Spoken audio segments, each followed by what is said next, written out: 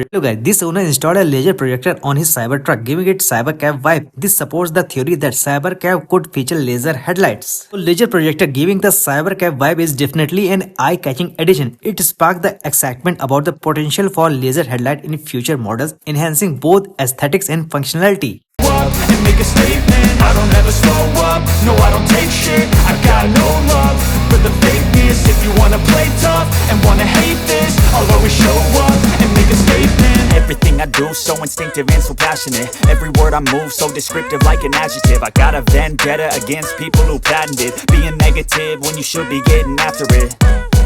I got facts over tracks, this and that, spitting slow, spitting fast. I could roast, I could gas, think I'm okay at last, but I don't know if that can erase all the past. And the pettiness, a reflection of the emptiness. Hilarious, you think you're worth my time, you're delirious. Mysterious, because you hide behind a fake exterior. Inferior, you know I'll always be a bit superior. Get off of me, this ain't no humble brag. I want you to hear words, you can say them back. I want